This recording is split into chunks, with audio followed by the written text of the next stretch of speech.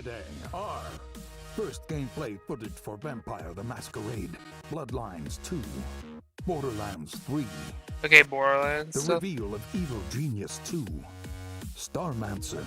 Jeez, this is so much quiet. 2 new games from Coffee Stain Studios, Griftlands, Planet Zoo. What's next for Terraria. Terraria? Remnant from the Ashes, Mosaic, Warframe, Baldur's Gate 3, Shenmue 3, the reveal of Unexplored 2, El Hijo, Age of Wonders, Planetfall, and more. And now your PC gaming show hosts, Day 9 and Frankie Ward. Good morning, good morning. Yes, ladies and gentlemen, welcome to the PC Gaming Show. Yeah, yes. We're so happy you're here today. We have a great show for you lined up. We got 30 games that we're going to be showing off. 30. Some of them will be updates to existing franchises and titles. Others will be exclusive world-first looks. Y'all ready? Well, I first want to thank our sponsors for helping make this event possible. Without their support, this event would not happen each year. So thank you so much. Thanks to you for coming out. It's 10 a.m. in Los Angeles. Happy Monday, everyone. Best day of the week.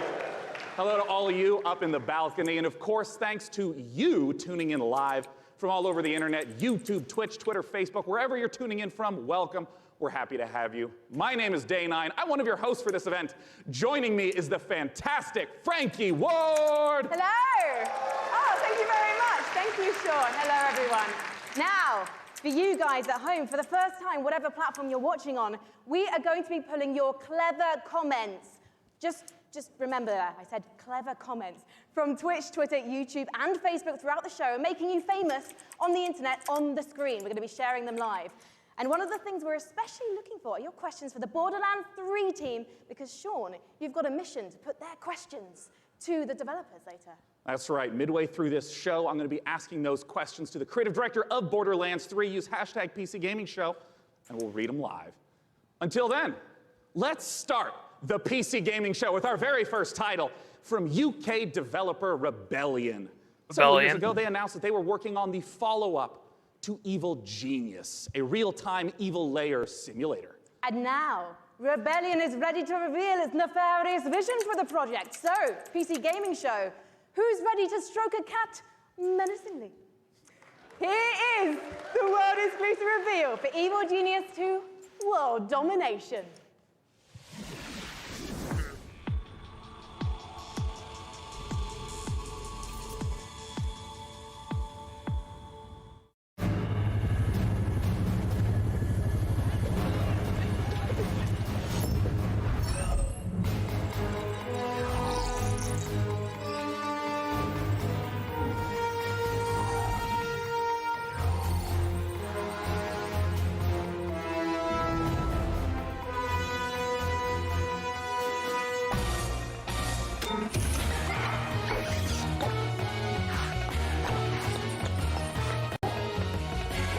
This looks interesting.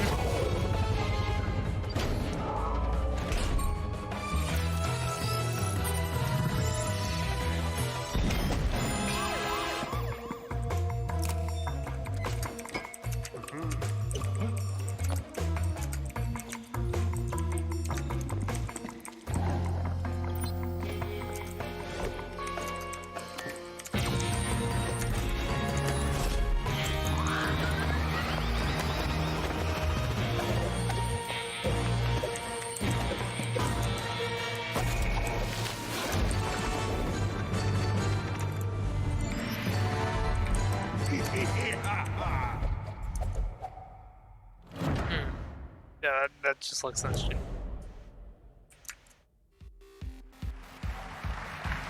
Vampire the Masquerade Bloodlines 2 is the successor to one of the most beloved RPGs ever.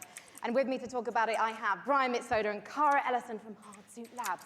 Now, Brian, you were a writer on the very first game, so what does it mean for you to finally get to work on the sequel? It means that a lot of people have very high expectations, and we have to meet those. Well, let's take a look at whether you are going to meet them, because we are going to take a look at the world's first gameplay footage.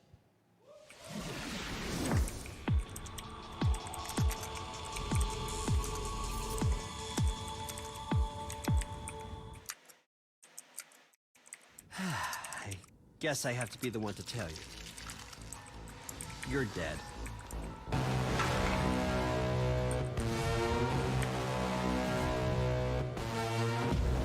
You're obviously new to this whole existence, but truth is, most of you types won't even make it a whole year.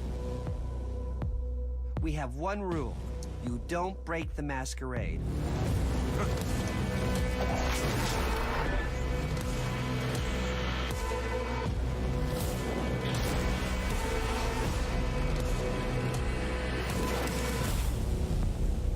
The city. We're all fighting over scraps here. Welcome to the first day of the rest of your death. Having fun yet?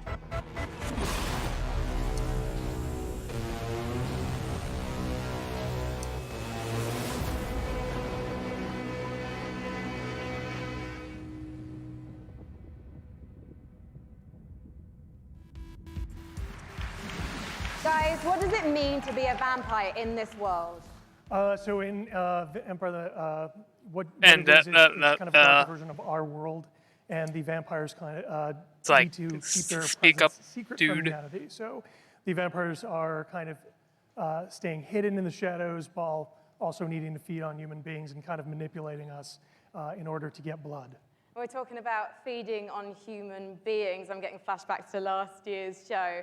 Cara, it's not just a case, though, of sucking blood and filling up your health meter, is it? Actually, different types of blood do different things. That's right. So we have the resonance system, which means that essentially vampires can kind of see the emotional resonance of human beings, like fear or desire, and then they can feed on those people to like feel the same things as human beings do, to feel more kind of alive. And that can give you like extra boosts in the game. And there were some really interesting characters in that trailer as well. What kind of relationships are we going to be forming with them as the player?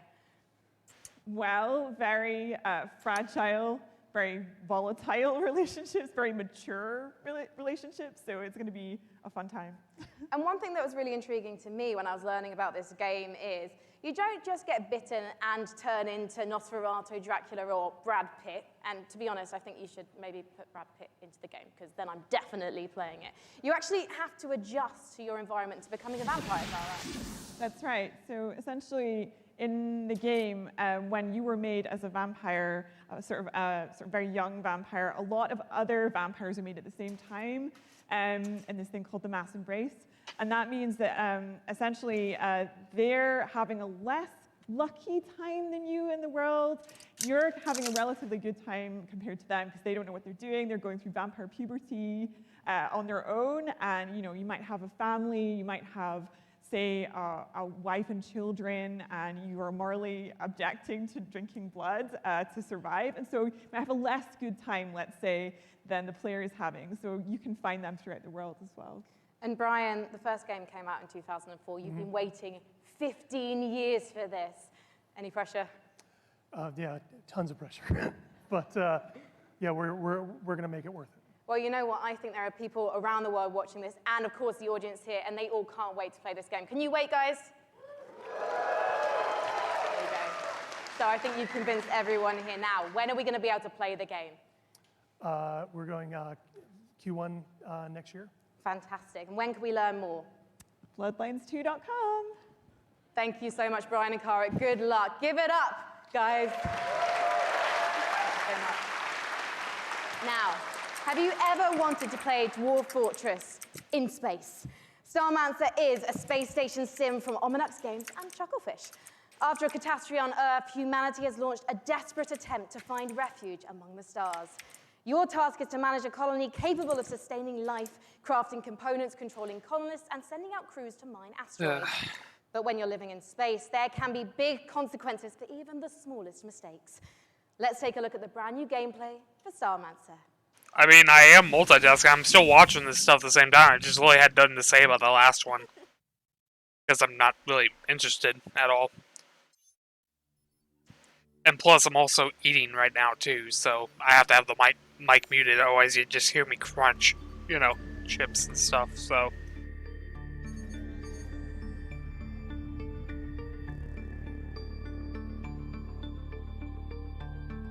But yeah, hello, Nuke.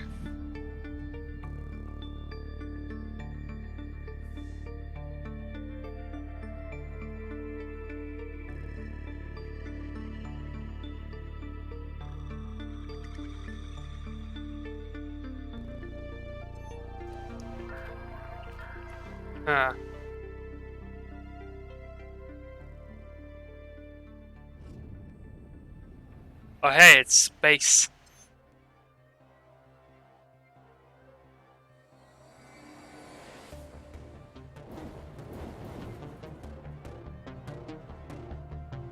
I mean, it's understandable because that's usually what's the cheapest stuff to make, you know, which for an indie, you can't really, you don't have that big of a budget, so I mean.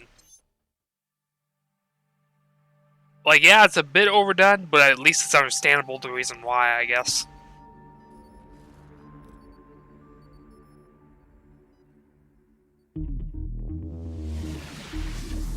Our next guests both started as modders, and now they each independently run their own studio. Let's welcome to the stage, from Tripwire, John Gibson, and from Torn Banner, Steve Piggott. Hey, Sean. Yeah, I'd say Tripwire was just Now in the I VR understand. showcase, Both of you showing started like a mod- rhythm working shooter game. independently, run your own studios. Talk to me about the collaboration that you started together. Yeah, Steve. So we've known the Torn Banner guys for a long time, even giving them some advice when they were modders, going commercial, helping them not make the mistakes that we made. And we've been friends, and we've always wanted to work together. And now we've sort of formed this independent, former mod team, professional super group to get an awesome game out to fans. Yeah, and for us, this is a dream partnership as well. We've always been really close with Tripwire, and we really respect their games. We see them as one of the few studios that's bringing true innovation to the FPS genre, and that's what we're all about as well. Well, let's take a look at this upcoming collaboration between Torn Banner and Tripwire.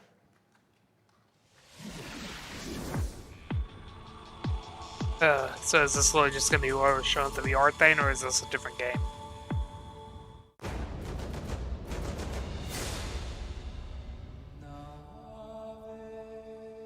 You go first. It's your chicken. Okay, yeah, this is definitely a different game. Follow me, Combiner!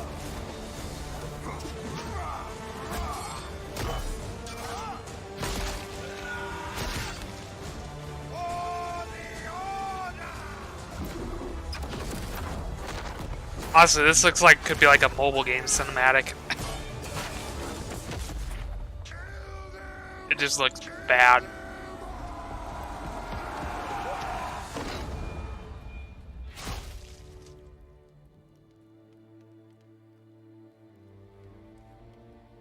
Oh hey, Epic Game Store logo, because the show's sponsored by Epic.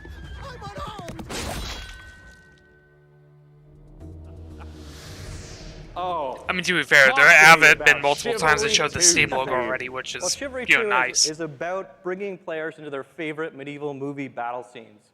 And our flagship game mode, Team Objective, does that by having players complete medieval objectives like sieging castles, raiding villages, and Yeah, you're not just going and standing in an area and then a bar fills up. You're, like you said, burning houses, killing peasants, you know, yeah.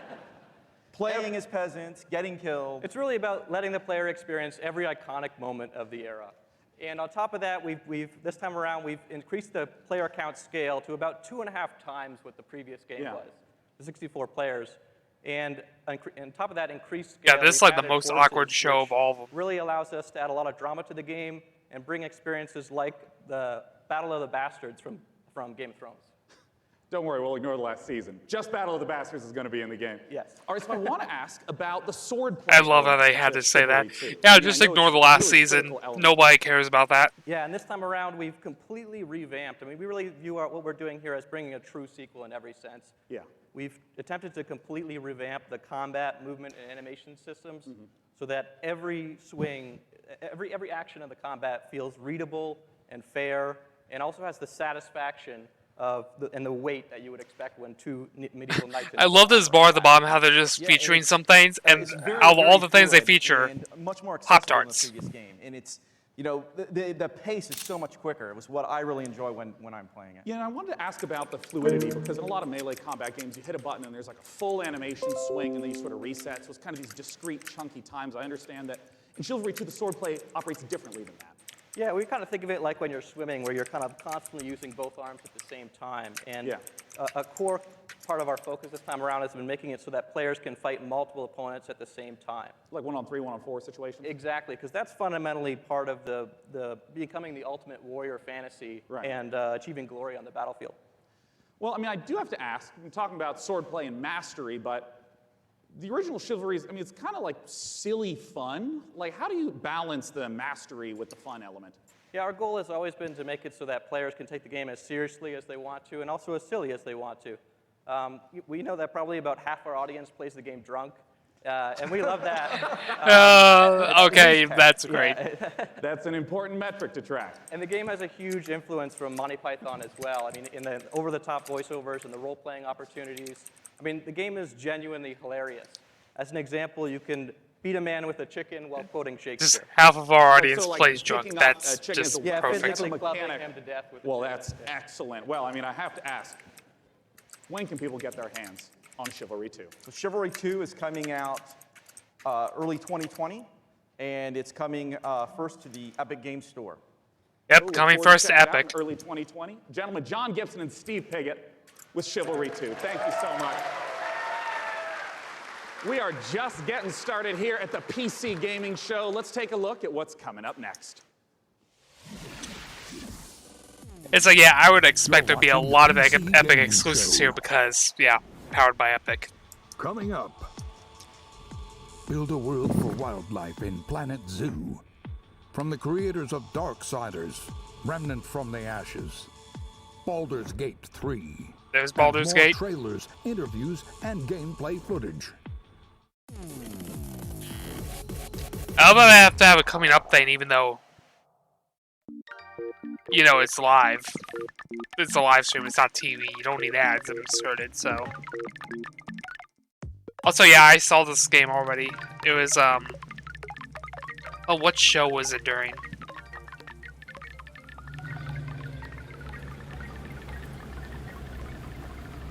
Oh, yeah, I think this was during the, YouTube Live stuff. So it wasn't a conference, but yeah, I saw this already. It looks interesting.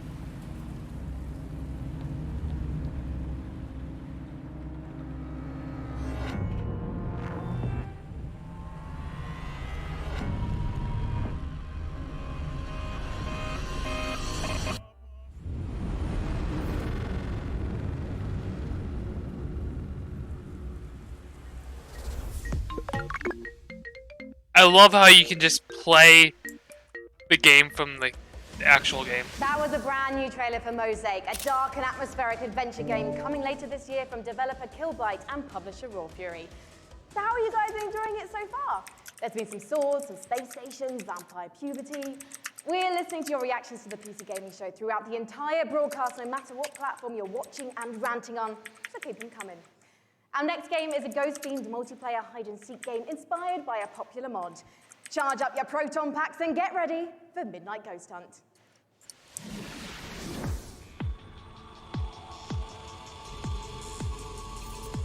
It's like, I can't believe they made the fake game an actual game. That's just great. When the night falls, there's only you and me. Glowing man. When the night falls, you can count on me. Darling, if you only knew. Oh wait, is this Ghostbusters? It'll make you feel brand new. So just tell me, where are you? big surprise for you. This Ghostbusters, what a freaking... Oh! I was about to say, what a weird trailer, but... This suddenly...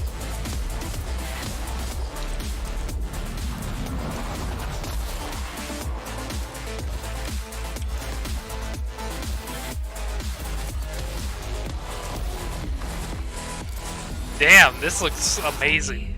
Got a big surprise for you.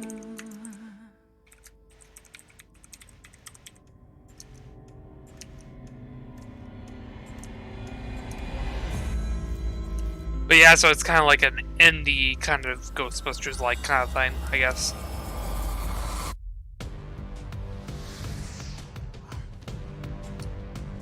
Joining me on the stage to talk about Midnight Ghost Hunt is the dynamic one-man team. Creative director, programmer, designer, it's Sam Malone! Thank you for having me. Sam, please tell us what is going on in that. What is Midnight Ghost Hunt all about? So Midnight Ghost Hunt is a multiplayer ghost hunting hide-and-seek game. You can play either as ghosts or ghost hunters, like a 4v4 format. I see. The ghosts can hide inside average everyday objects around the haunted house. The goal is to look like harmless furniture, but on the inside, they're not so harmless ghosts as you saw. Yeah, and if I'm understanding correctly, it's not about hiding as a lamp to try to assault and take out a hunter. It's actually, you would do that so that way you can keep running away and continue to hide. Exactly. So the main objective of the ghosts is to try to stay hidden as long as they can until the time runs out, until the clock strikes midnight. Midnight being kind of the hour of the ghosts, basically. They can fight back if they like, but in general, they want to try to hide. But if there's a hunter kind of off by himself, he can quickly just hit him in the back of the head and knock him out real quick, and he has less hunters to deal with at that point. See. Well, what's the identity of the hunters? I mean, when seeing furniture flying all over the place, what are the hunters doing? So the hunters, it kind of can be divided into two different segments. The first part of the game is kind of almost like a detective game because they're sort of trying to figure out where the ghosts are hiding because it's not really obvious at first glance. So they've got gadgets like a footprint tracker, they've got like a radar like you saw, to try to narrow down where in the haunted house these ghosts are hiding, basically. As soon as the first ghost is found, though, it starts getting a bit more chaotic.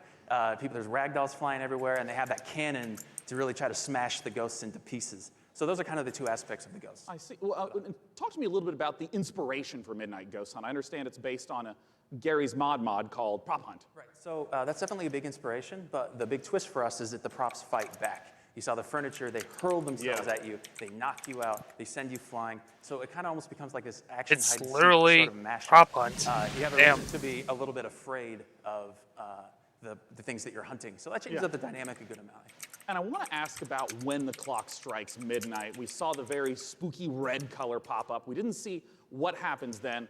What's going on then? So midnight, if even one ghost survives 4 minutes into the match, then you hear this ominous grandfather clock chime across the map. All the lights will actually flicker out. It'll get really dark and scary, and all of the ghosts that were destroyed actually return as vengeful spirits. They're a lot more powerful than before, and they glow a very brilliant red. So at this point, the tables have turned. The hunters are now the hunted, and they just. I love how it's like, have you seen the ghost? Stay alive long enough for their evac to come, which is another 4 minutes or so.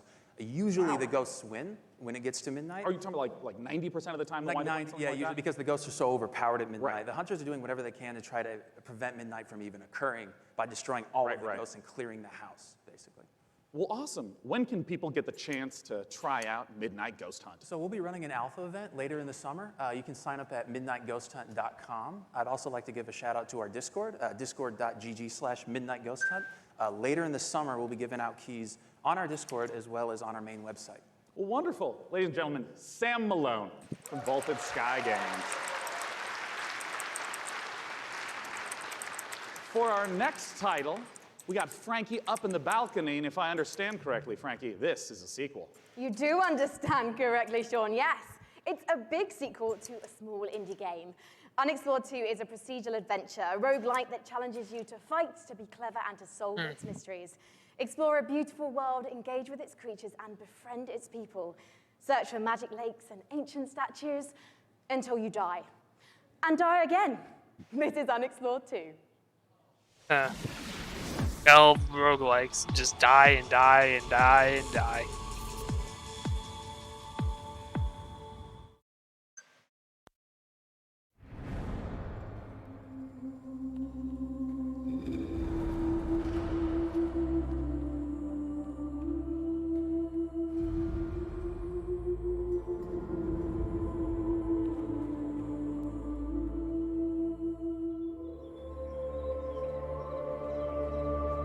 Okay, yeah, this art style actually looks really interesting.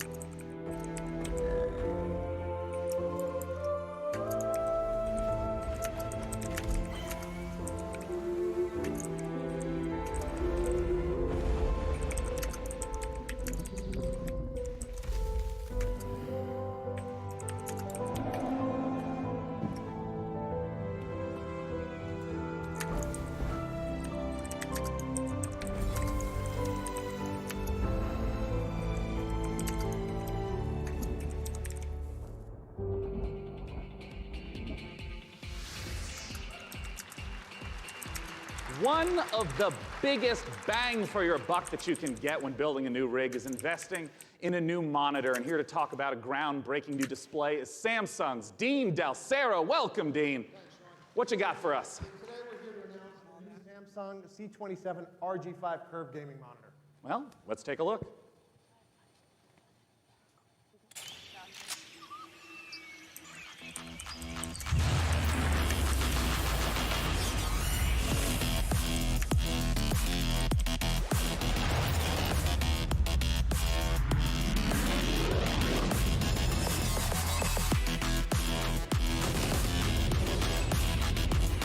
And yeah, we got Samsung showing off their curved monitors.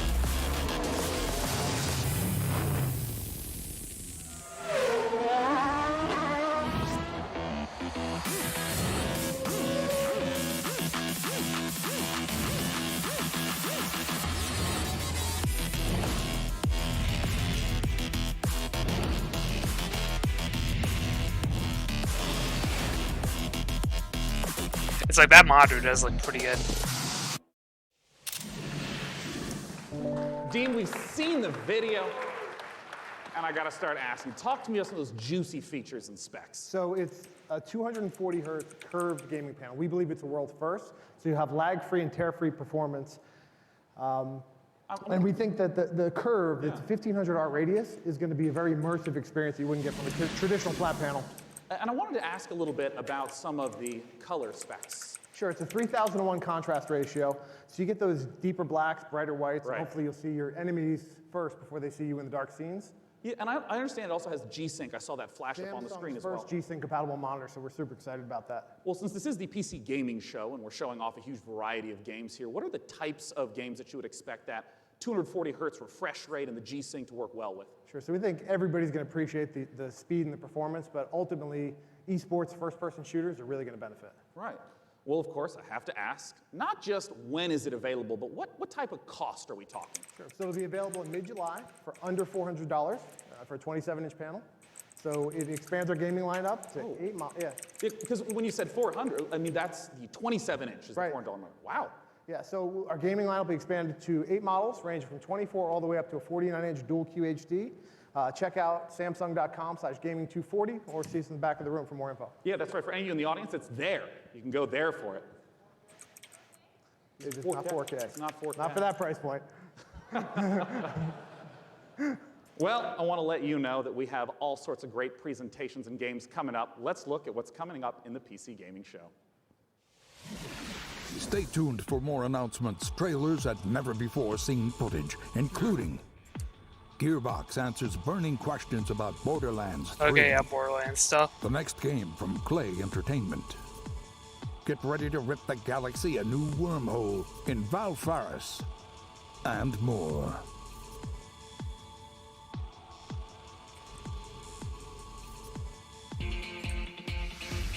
And now the PC Gaming Show presents What's Next from Funcom.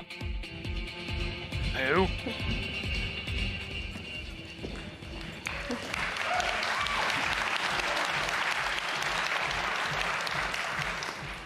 Hello, everyone. Thanks for the warm applause. It's very exciting for all of us at Funcom to be here at the PC Gaming Show Funcom. for the very first time ever. And naturally, we would like to show some of the cool stuff that we've been working on. So without further ado, here are some of the games coming for 2019. Something strange is going on all across the zone. I don't fear nothing. In Year Zero, Seed of Evil. Okay.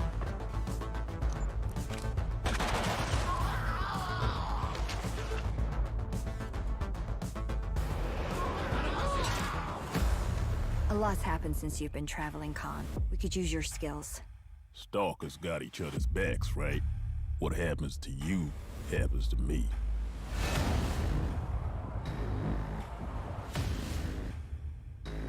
A new Conan game.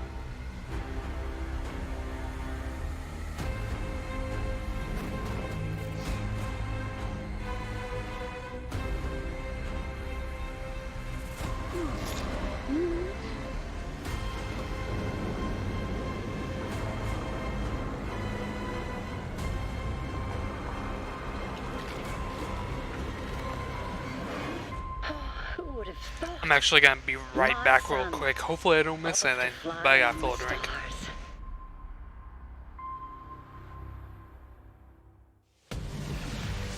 Please welcome to the stage, founder and director of Mighty Kingdom, Philip Mays.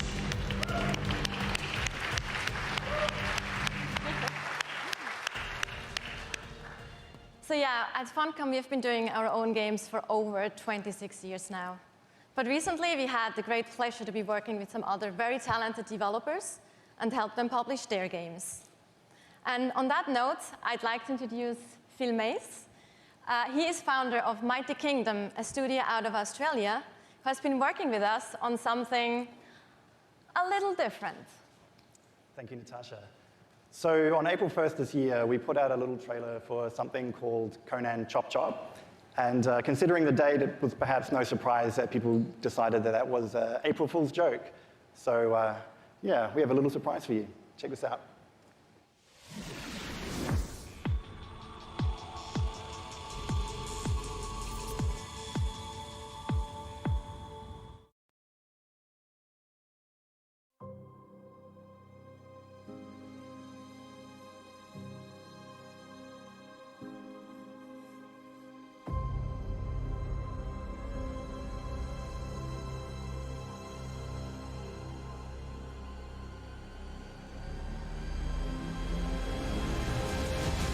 And back.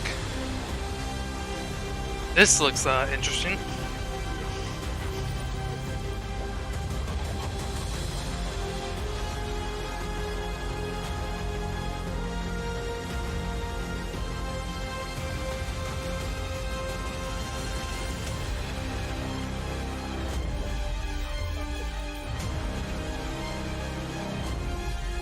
Wait, so it's a coding game?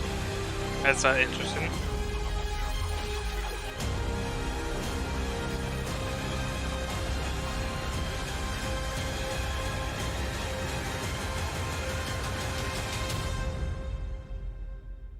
Okay.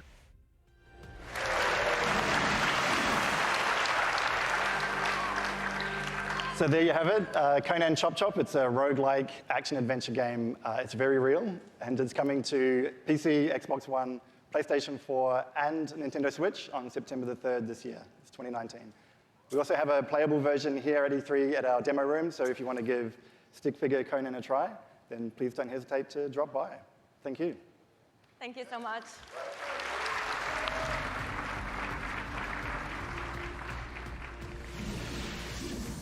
Last Oasis is a nomadic survival game set in a post-apocalyptic future where the Earth has stopped rotating. The last humans need to outrun the blazing sun in massive open-world environments. Good times. But cheer up, Sunshine. This is one of the most original-looking multiplayers we've seen, with interesting post-apocalyptic. and Okay. some truly incredible death machines. Coming to early access on Steam on July 15th, let's take a trip to the last oasis. My tribe built wooden legs to lift us over the burning sands. We must move forward, or die beneath the sun.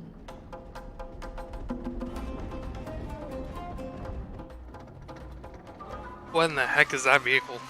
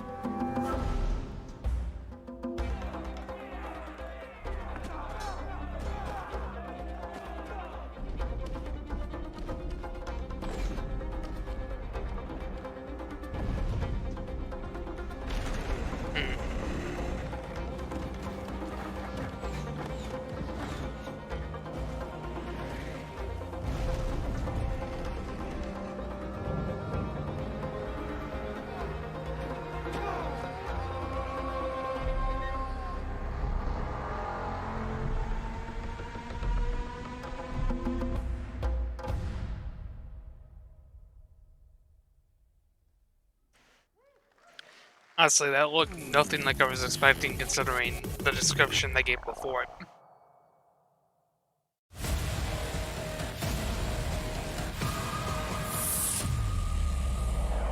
Age of Wonders.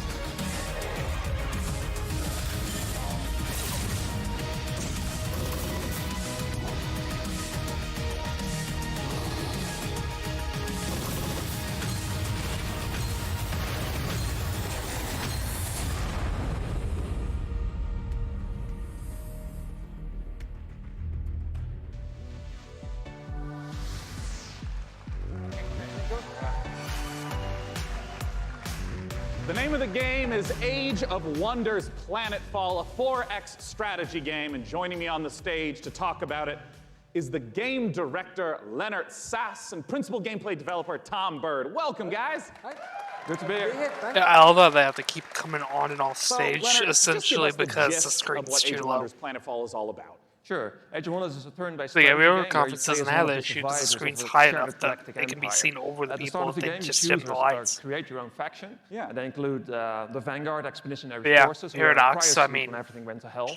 should be a decent game, there's I mean, at scavenging least. cyborgs, Maybe not or for me, the but, Amazon you know. bioengineers who ride dinosaurs into battle. Yeah. But it's like, yeah, You know, I Paradox wanna does make ask, some because decent there's a stuff. pretty broad range of 4X like strategy cities. games. To give a sense of what the gameplay is, I just want to start from the beginning of a game. What happens when you first land on the planet? Well, each race has their own spaceship. The spaceship comes down onto the planet. The planet is where the entire game takes place. And that spaceship will then transform into your capital colony, where your entire empire begins, your sort of attempt to take over the world. Around you, you've got a number of sectors, and each of these sectors has a little story. Well, not most of them. So maybe you'll find a genetics lab, which is still full of horrible mutant creatures, an entertainment complex overrun by horrible robot monsters, a temple with holes in the sky and horrible demons who come and get you. And I did see in the trailer dinosaurs with lasers, correct? Dinosaurs with lasers. Perfect. Well, Cats with lasers. No, sorry, no cats with lasers.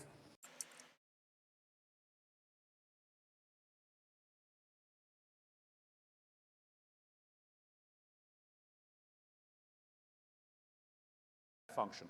Right, so part of these tech trees come from your origin race. They sort of represent the past of where you came from. They include new units, new modules for your units, like jetpacks for your troopers, orbital laser cannons you can launch from space, social doctrines, it's not all about war. And then the second part of your tech tree comes from your secret technology, and that's all about the future of your faction. So you can create like a combination between man and machine or man and computers. Yeah. Others include doomsday technologies that allows you to infect the entire population with alien brain-eating parasites, or win the game by splitting space-time. I love how many details you're giving me of the horrors that await on the planet. The future is not a pretty place. Well, I want to ask about some of the combat that we saw, because in a lot of strategy games, the combat can be very brief. It just quickly shows two refresh armies. the stream here.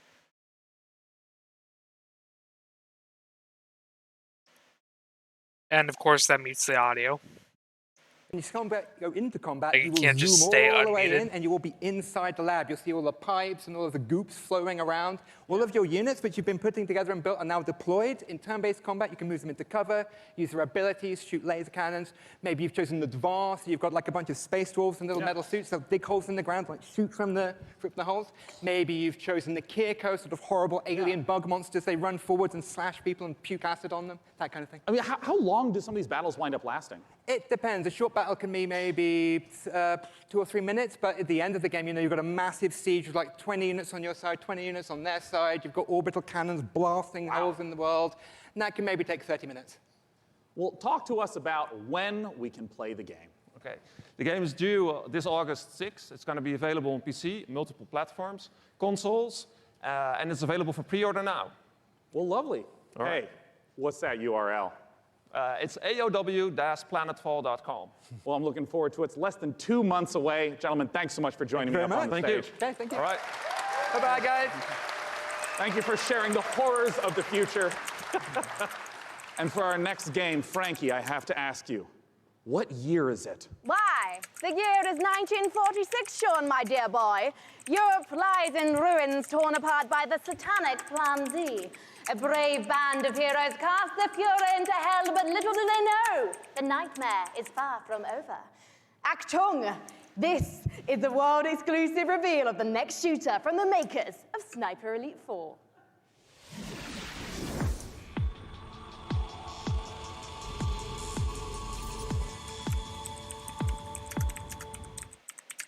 Rated M for mature.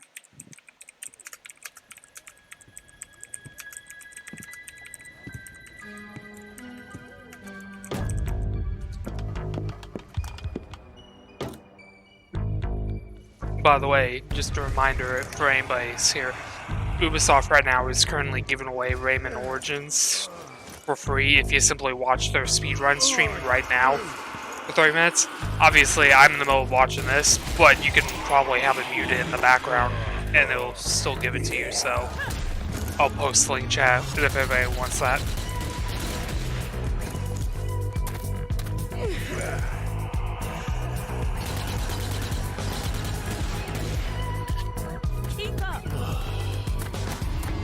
Apparently, the entire Ubisoft stream is just spamming exclamation giveaway, even though it's literally a Twitch drop. You don't need to run a command.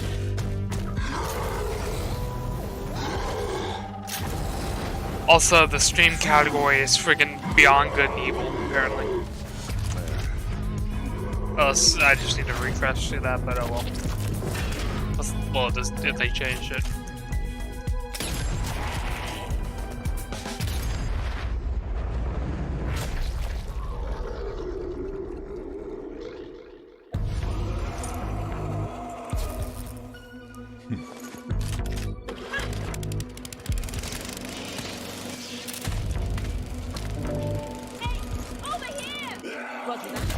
Just die. Come on, let's go.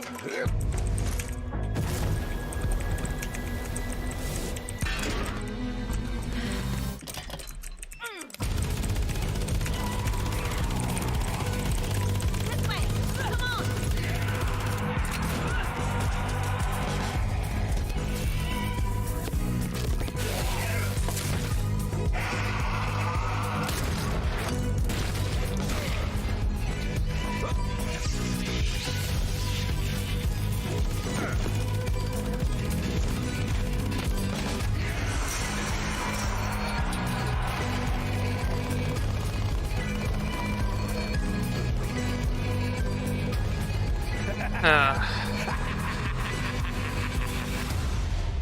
Zombie Army Dead War 4, okay. Oh hey, more epic. Later on the PC Gaming Show. A love letter to classic JRPGs. Okay, that art What's style next looks for great. Warframe? A surreal noir adventure set before, during, and after the Big Bang. Baldur's Gate 3. Baldur's and Gate, yep. more.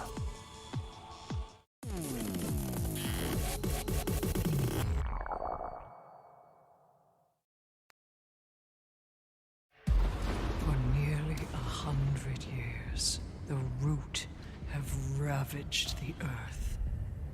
An unending assault without reason. We are victims to a hatred that we do not understand. This evil will consume our world and the countless worlds beyond.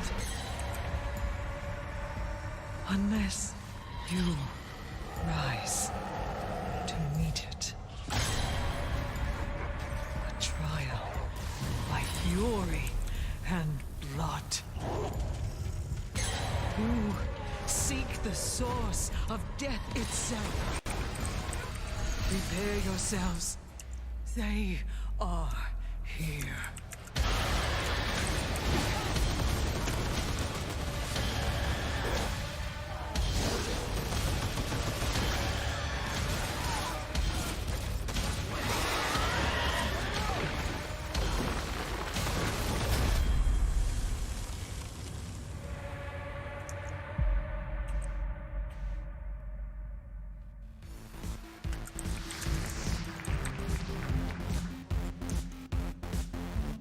Joining me on the stage to talk about Remnant from the Ashes. In that trailer, we got the chance to see so much new gameplay footage and new environments. Let's welcome the CEO of Gunfire Games, David Adams.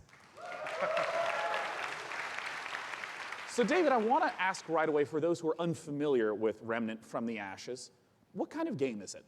So Remnant's a co-op action shooter set on an apocalyptic Earth and across More shooters. And I mean, in that trailer, we got the chance That's to saying, see like, a this honestly, why huge this show variety isn't of that different interesting to me, because, environments. like, what the are these majority of different freaking places? Who's the PC player in games this shown game? are So always as a player, freaking you're shooters, on sort of and I'm not a big Odyssey shooter like person. quest to save the world, and we really wanted to have a bunch of different cool locales that you go to just to experience a bunch of different stuff. And you It's like start they on need Earth, to but be it showing more, rapidly like, changes very platformers quickly and as you shit. get into the game. And one thing that we've talked about before is that replayability is a huge focus of the game, that you could play through it 10 times and still be seeing new bosses, new monsters, new locations. How exactly does that work? Yeah, I think one of the coolest features of the game is the dynamic generation system. So we generate the maps, the enemies, the quests, NPCs, bosses, everything. You've built those all by hand, right? Yeah, it's all hand scripted, but the system takes all the pieces and stitches it together. So you might play the game and come into work and say, hey, I talked to a giant tree and fought a dragon boss, and I'll be like, I met a guy in a helicopter, an old guy in a helicopter, and killed a tree ant. And we'd have completely different experiences playing the same game. And you just have to keep going through and eventually explore what all the possibilities are. Yeah, you can play the game over and over again to see the stuff. You can jump into your friend's world to experience the content in their world, and that's a big part of the game, just jumping in and seeing what you get. Well, I want to ask about loot, which is, I understand, a big part of the game. How does it function alongside this ever-shifting gameplay experience? Yeah, the loot in the game is all legendary items, and it's tied into the dynamic generation. So if you fight a boss or meet an NPC or get a cool, unique side quest, it generally coincides with a cool, unique item. It might be a boss weapon or a magical item or armor. So if you play the game and you get all completely different events, you'll have different equipment than I have. And in the trailer, I also saw that there were 3 people walking through these, and you mentioned the co-op experience. How does co-op function in the world? So the game's full co-op from beginning to end. You can jump in at any point, and the game's definitely slower paced, more difficult. I mean, you will die a lot in this game, so awesome. There's a huge advantage to bringing your friends to come in there and help you take down bosses or fight off different events or just generally progress through the world. Yeah, well, I mean, as a big fan of Bloodborne and Dark Souls, I'm really looking forward to Remnant from the Ashes. What's the release date, and where can people go for more information? So Remnant's coming out August 20th on PC and Xbox and PS4, and if you pre-order the game now, you can actually get in early and start playing the game August 16th. Well, awesome. Ladies and gentlemen, David Adams from Gunfire Games. Thanks so much for talking to us about Remnant. And as we mentioned earlier, keep those questions coming. I will be asking on stage the creative director of Borderlands 3 everything you want to know. Okay, Doesn't matter what stuff. platform you're on, just use hashtag PC Gaming Show. And until that time, let's talk about our next title. This one was announced 2 years ago at the PC Gaming Show here. It's a game from Clay Entertainment called Griftlands. It's changed quite a bit in the last 2 years. It's now a deck-building roguelike where you don't just fight, but you also negotiate your way through a broken-down sci-fi world. What? It's going to be available on the Epic Game Store in one short month on July 11th in alpha. Let's take a look at some of the footage of what you'll be playing.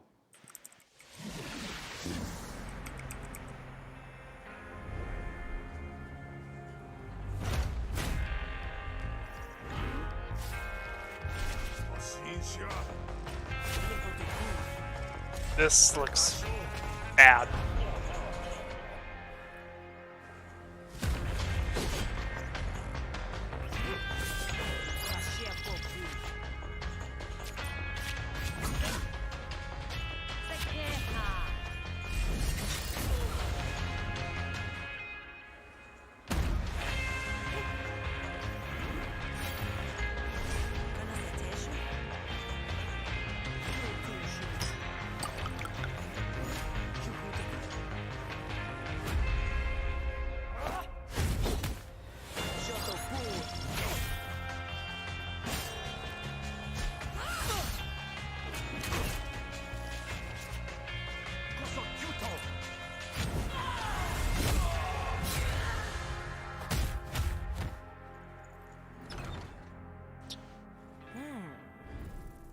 But we'll say though, at the very least, it's interesting how seamlessly they're blending the gameplay and the animations. Also, more Epic exclusives.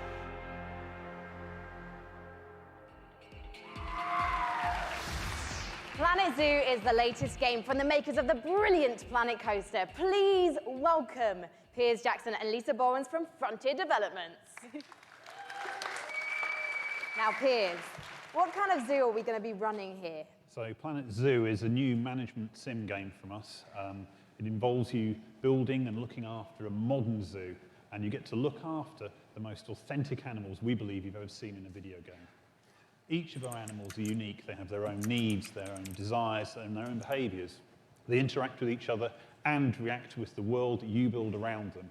And today, for the very first time, we're really excited to be able to show everyone here our gameplay video and to announce our launch date. Well, fantastic. Let's buy the world's largest family pass and take a look inside. Okay, yep, so this is Planet Zoo.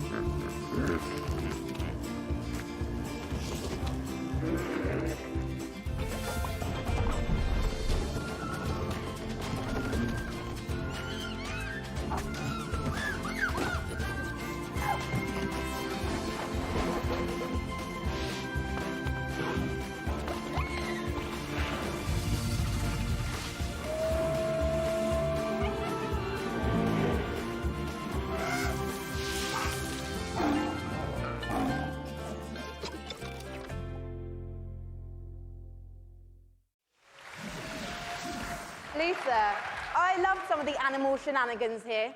I mean, hippos pooing, adorable baby elements. It's absolutely brilliant. I can't wait to play it. But before we saw the trailer, Piers mentioned this is a modern zoo, but what exactly does that mean?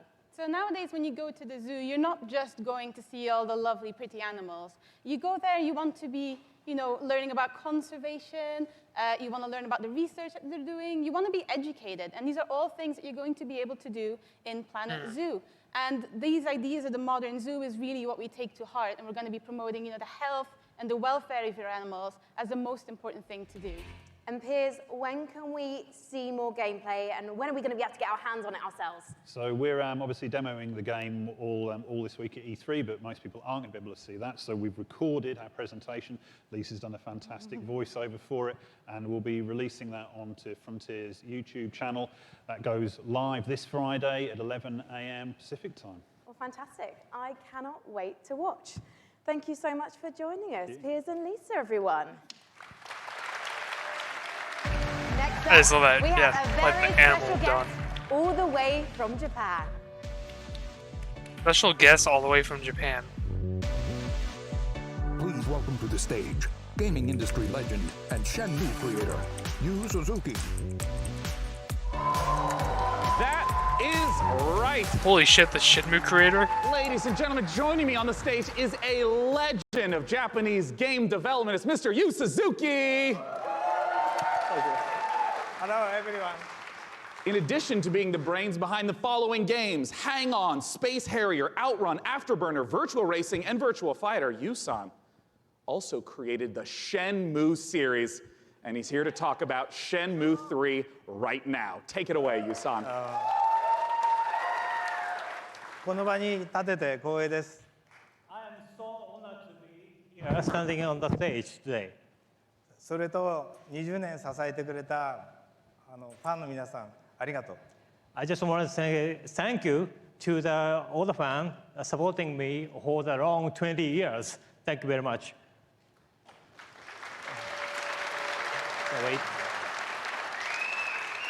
The wait is nearly over. That's right. Let's take a world exclusive look at Shenmue 3.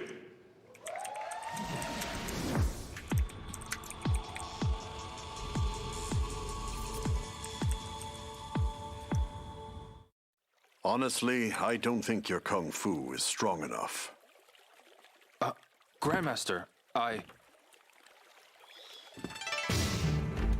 Oh, it still says work in progress. Like, you think the game would have been done by now, but jeez. Martial arts were bad. This looks so good Interesting compared to the original two on They Dreamcast. practiced in secret, away from prying eyes, and became stronger. One even practiced atop this very boat. Nam-Tren survived the ban and was passed on in this way.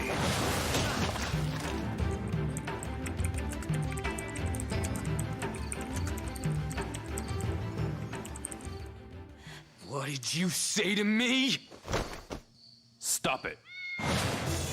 They threaten and extort money from shop owners, get drunk by noon, So and that was a cause visual trouble. glitch. Everyone in town is afraid of them. Not sure if that was stream or if that was the game trailer. They are heartless. Hey, wait right there. Okay.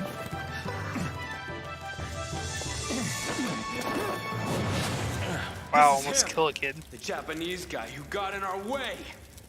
You've got some guts to barge in here on your own. Oh, is that a date that wasn't there before? Oh my, yeah, it's Epic exclusive. No. I know so many people have been waiting for Shenmue 3. I would like to once again thank you so much. Thank you, Yu-san, for joining us today. Thank you. Cheers. Thank you, everyone. Thank you. Now our next title is near and dear to my childhood heart. It's based upon a game I grew up playing called Heroes of Might and Magic 2. Let's take a look at an upcoming collaboration between Coffee Stain Studios and Lava Potion.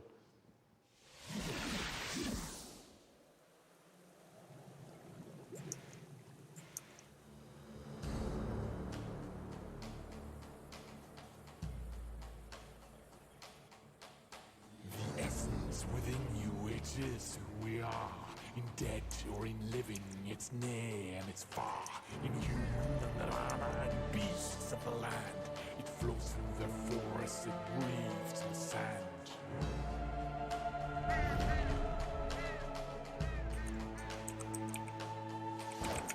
Lightning and thunder and crackling waves, a land torn asunder by night and by day. The Emperor's sweet turtle with death and decay, to march upon cities with frost and with faith. They gather the wheelers and build mighty walls, resisting, revolting, their armies will fall. So wield all the power of those you command, and draw out their essence to hold in your hand. Unleashed on them all, so in these final hours, we'll raise and rebuild to take back what was ours.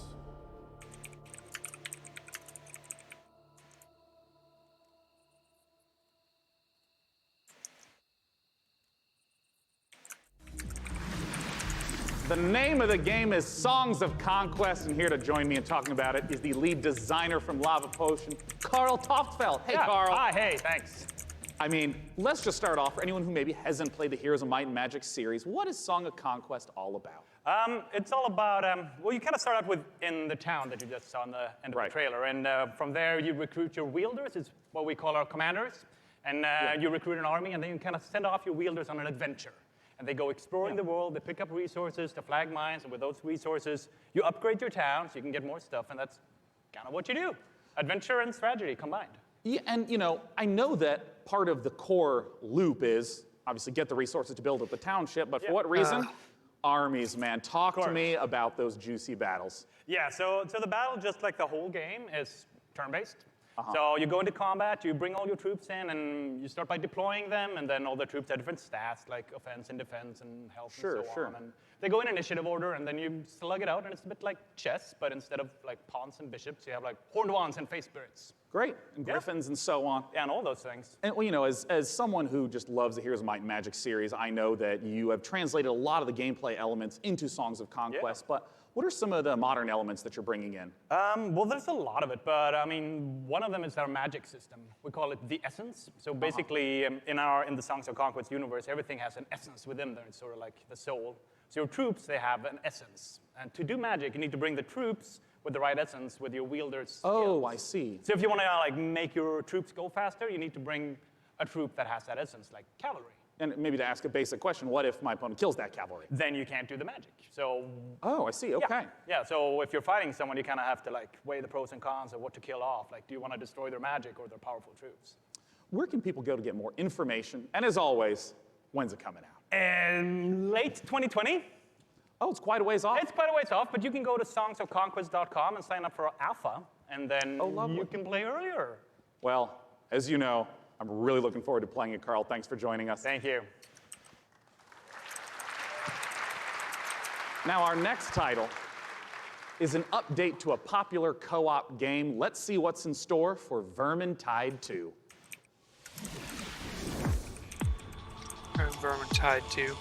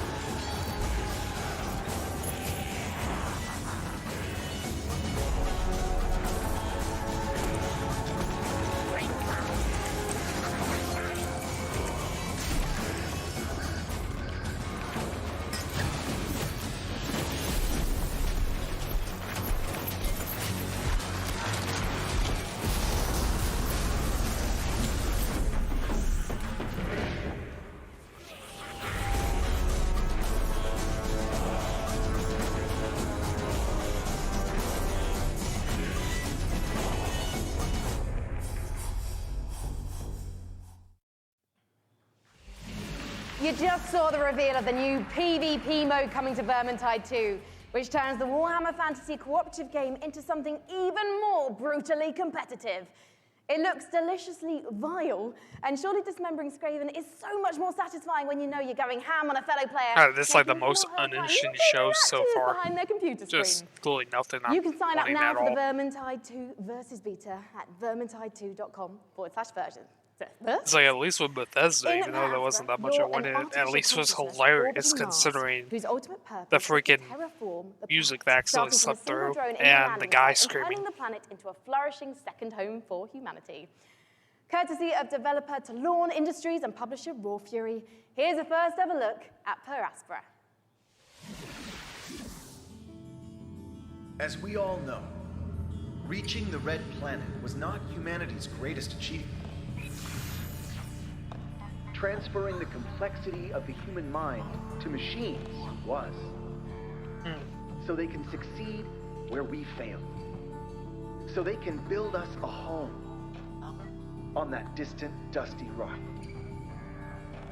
Today, Amy reaches Mars and begins their mission.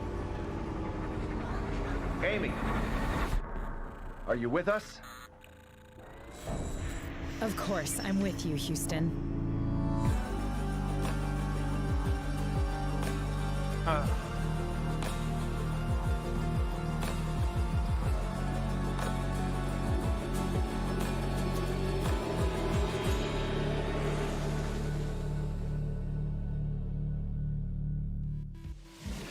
In the Assassin's Creed universe, our next guest sent players back in time to rewrite history. But for his debut project with indie studio Panache Digital Games, he's going to take us back 10 million years to where humanity began. Here to tell us all about ancestors is creative director and co-founder Patrice Désilets. Welcome, Patrice. Thank you for having me. I'm really happy to be here. I've been waiting 10 years to come back on a big stage at E3 showing off a game. Well, it's fantastic to have you back. I just want to ask, what inspired you to tell the story of human evolution? Well, when I started Panache, I needed a game, an open world game in which you can do a lot of things. You need a character in a 3D environment at first. And I said, oh, I'm the historical guy, I'm the historical dude, so I need an historical period. So I said, oh, let's go back at the very beginning. It'll be easier to do, because I won't have to build a city, I won't have to build technology, and I was a bit naive, because we built Africa 10 million years ago. And that's not easy to build. It doesn't sound easy. I mean, how have you turned those themes into gameplay? Well, you play our last common ancestor, right, of all the big apes, and then you have to explore your environment, and eventually you expand your territory, you expand your clan, because you're not playing that one badass character. You play a group of badass characters. And eventually you evolve into different species, up until Lucy the Australopithecus roughly 2 million years ago. I imagine our ancestors had a lot more issues to deal with than we do today. There's going to be a lot more dangers in this world, so tell me a bit more about those. Well, it's all about from a prey to a predator. Basically, at the beginning of the game, everybody's there to kill you and devour you. And basically, at the end, it's pretty much you. You're the predator, and everybody's afraid of you. And that's the idea of Ancestors, the Humankind Odyssey. So, Patrice, ultimately, what is the key to evolving your clan successfully? Curiosity. You need to explore, because, you know, I made a game about characters, and you needed to follow the story I wrote for you. This time, you're basically writing the story, right? There's no story per se inside. It's not about going and see mission givers. Which primate it's is not best human. looking at the mini-maps and the little dots. It's about you, hey, Homo sapiens. Can you survive like our ancestors did? And that's the question I'm asking the players. It'll be for you to answer that question August 27th.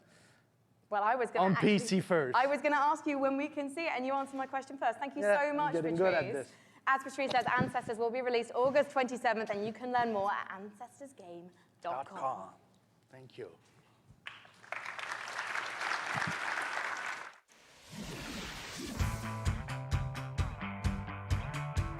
Okay, we got some epic thing here. Epic highlight wheel. Yep, shouldn't it? If that's exclusive, that's gonna be It's like they're showing it during this, and then also the trailer only showed the Epic logo. But there apparently is a Steam page right now, so I don't know if it's a similar case to Metro where the Steam page is already up and now they're gonna take it down, or if it's just coming to both.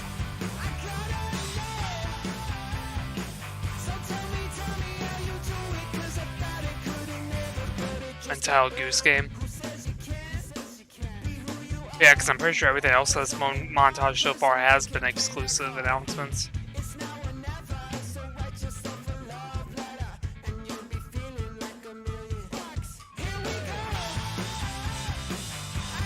But it's on now.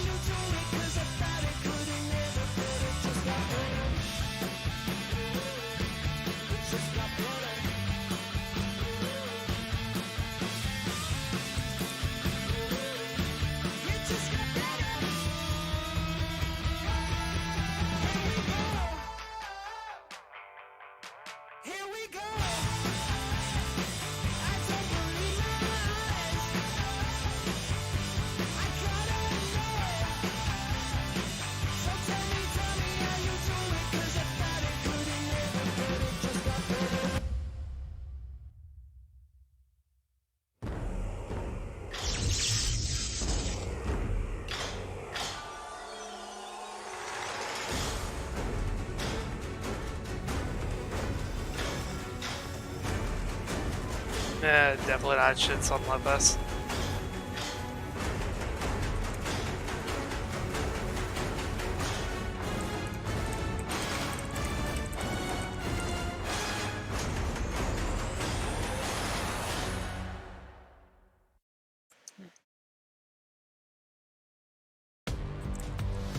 Please welcome to the stage Loring Lee, founder and CEO of Dragon Nest.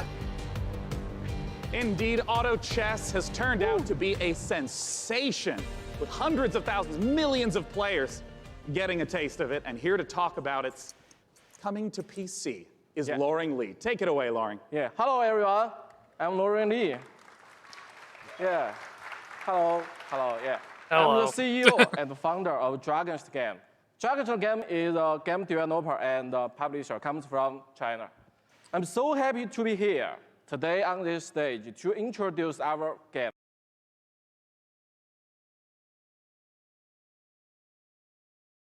As the trailer says, this is a real engaging game of auto chess. Dragon's now is working with the creator of auto chess, Jodo Studio. We are working together to bring auto chess to a world, both on PC and mobile, so that everyone from anywhere with any device can enjoy the same fun of auto chess. Now we are building the PC version by using the gaming engine of Unreal Engine 4. As everyone knows, Unreal Engine is one of the best gaming engines of the world. With the help of Epic Games and by the power of Unreal, I believe we can finish our job quickly and efficiently. And today, I'm very glad to announce the PC version of Auto Chess will be coming to the Epic Games Store. I look forward to all of you playing Auto Chess on PC later this year. Okay, thank you everyone. Thank you, Loring Lee. Yeah, cool. Thank you. Thanks so much for sharing the news with us. Once again, Auto Chess, if you have not played it, you must check it out. It is so fun.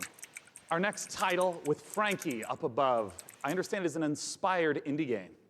We'll find out, Sean, because one of the things we love about PC gaming is the way that game creators from all over the world can draw inspiration from one another's work. Cris Tales is a great example of that, a gorgeous indie love letter to classic JRPGs developed by a team in Colombia. Cris Tales' spin on the genre brings a unique perspective that lets you see the past, present, and future on one screen at the same time. So you'll see the future change based on your decisions in real time.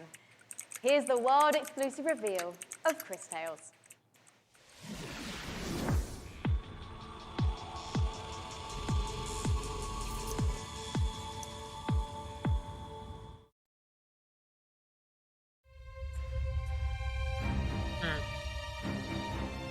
I definitely love the art style on this. If you saw what was, what is, and what would be. If you knew how it ends, would you change it? Could you make the hard decisions? And would you be strong enough to fight?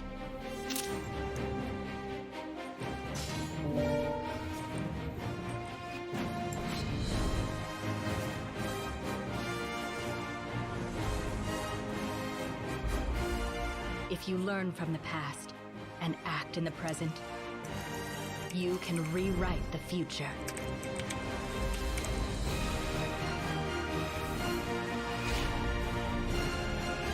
Honestly, this looks amazing, just the art style and everything.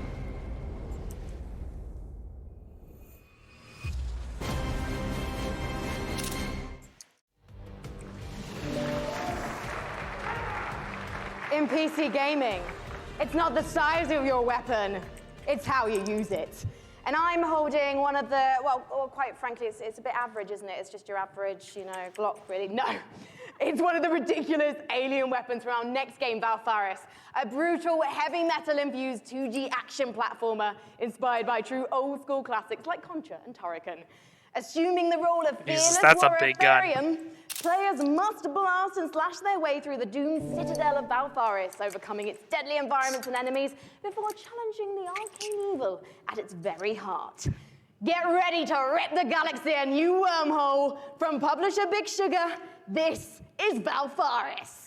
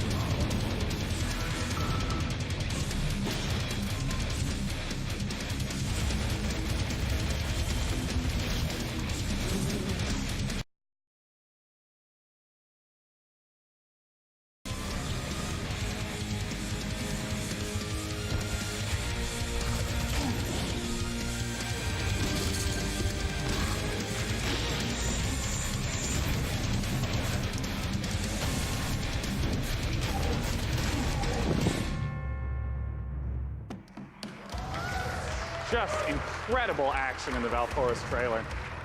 I'm very excited for our next guest. In case you have not been in downtown LA, E3 is covered with Borderlands 3 art. It's amazing, it's beautiful. And joining me is the amazing and beautiful Paul Sage, creative director of Borderlands 3. Beautiful's a new one, thanks. Yeah, there you go, Paul. Right. Welcome.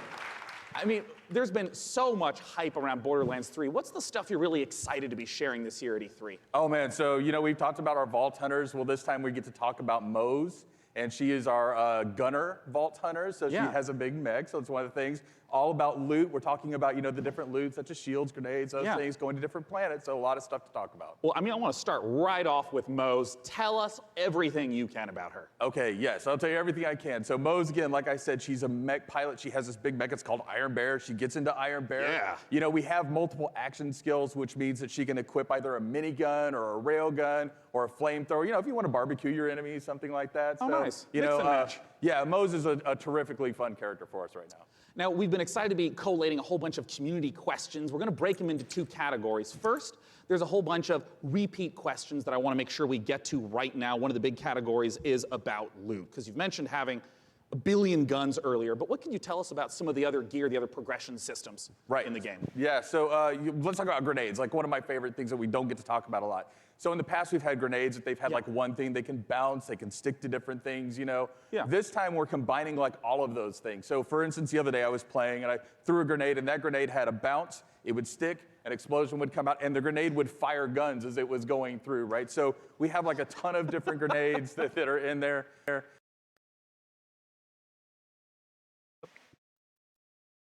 Shield where if you duck, that shield will extend out in front of you, so just tons of different things that we have with our characters. Class mods are unique, and that they the stream's give you skills glitching this out time as well as enhancing the skills you currently have.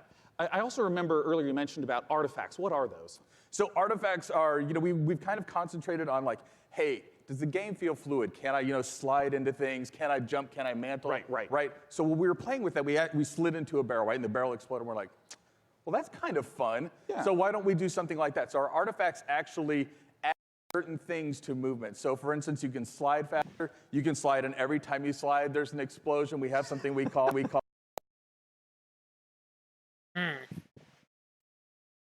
Second category of questions unrelated to loot. Well, try to load in and see if it's my end. Oh no, they just campaign. seem to be beyond offline, the single basically. player, maybe end game content that you can talk about. All right, in-game content. Okay, well, it's E3, so I give a little bit. So we have this thing what we call the Guardian system. So for those people who played Borderlands before, you might remember Badass Ranks. Badass Ranks, you can get, is basically kind of an infinite progression system that added to your stats. Yeah. We doubled down on that. We have what we call Guardian Rank. And Guardian Rank not only has that infinite progression, but it has skills and different skins that you can open up as you go through. And the cool thing about that is like every character that you play on that account gets the benefits of Guardian Rank. Oh, interesting. All right, last category we're going to go through, and then we're going to hit some rapid-fire questions. How do the boss fights in Borderlands 3 compare to Borderlands 1 and 2? I know those were big aspects. How do you build upon that? Right, so I think of a boss fight, like I'm an old school Nintendo fan, right? So I love huge boss fights that have like three phases and stuff like that. So now those people, smart people in the audience know that we've talked about going to vaults instead of vault. right? And so there are different, like, huge boss encounters there that are just, multi-phase boss encounters. We have, like, a lot of different mini-bosses throughout the game, so a lot of different boss encounters throughout the game. Well, now I want to ask some really quick questions that should be yes or no, very brief. First, from Castore. How will you be handling multiplayer? Multiplayer, we will basically be allowing anybody to jump in at any time, so. Awesome. From MHL Animations. Can I pet the gun? Great question. I'm not here to judge what you do with your gun, so that's a personal question. All right, great. Sam Wiseman asks, is Maya's new companion a siren? People are asking the right questions. That's what I will say about that. Oh, you tease. Sorry. All right, from Ironic Sanguine says, is Tiny Tina going to be seen fighting alongside the Vault Hunters? Yes. Nice. All right, I'm just going to blast through a couple more as fast as I possibly can. What's the level cap at launch? 50. Will we get to see Flak? Yes. Will we see golden keys and or shift codes for Borderlands 3? Absolutely. Will there be duels? Yes. Other kinds of PvP? Yes and no. And also maybe. And perfect. Maybe, yeah. And will you be able to transfer weapons between your characters? Absolutely, right from the start. Perfect. And when is the damn game coming out? Friday the 13th, 2019, September 13th. Perfect. Borderlands.com for more information. Thanks so much for joining me on stage. Sean, thank you. And once again, if you have not seen all the setups in downtown for Borderlands 3, they're beautiful. Our next game, we're going to be revisiting a guest that we saw earlier in the show. He's upstairs with Frankie. What you got for us? Oh, hi, we're live. Sorry. Hello, I was just, I was actually testing out my outfit for this weekend. I don't know, what do you think, John? I think you look really sharp, as always. Very sharp. Well, thank you so much. John Gibson, president of Tripwire, thank you for joining us again on the show. Yeah, very excited to be busy here. man, yes. Yes. Now, last year, we revealed Man-Eater to the world. And can you remind anyone who missed it what the game's all about? Absolutely. I forgot about this is game. An open world action RPG, or Shark PG as we call it. You start as a small baby shark pup, and you have to survive in this harsh world and try to eat your way to the top of the ecosystem. The three words that we think sum the game up the best are eat, explore, and evolve. And we also have someone we'd like you to meet. Well, let's meet him then. Let's take a look at the new trailer.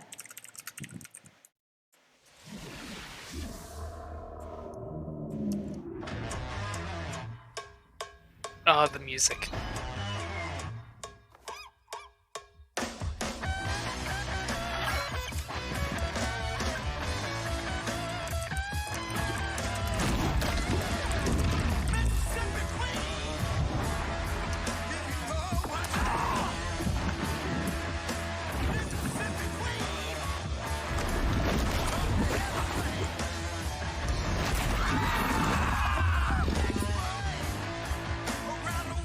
This trailer. You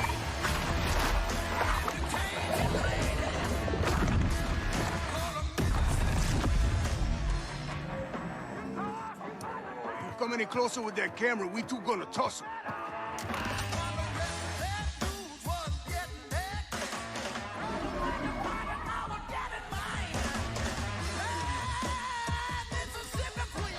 And Epic Loves, that's probably gonna be exclusive too. God. John, who was that appallingly dressed fisherman in the trailer? Because quite frankly, not even I would eat him. That was Scaly Pete. And Scaly Pete's the villain in this Press tale. F. Pete is a best fisherman in the Gulf, the best shark fisherman, or he'll tell you he's the best shark fisherman. Press F to he respect the disfigures shark. Our baby shark at the beginning of the game and does some really nasty things. So he's not a very nice guy. And now the story of Man-Eater is told through the lens of a reality show called Shark Hunters versus Man-Eaters. And it follows Pete and the player And of shark course it plays on that. its adventures. And it's a really, it's a very exciting way to tell a story. And based on that trailer, to be honest, John, it looks like your main goal of the shark is to just bite everything. Yeah, there is an awful lot of man-eating going on in this game. That is the name of the game.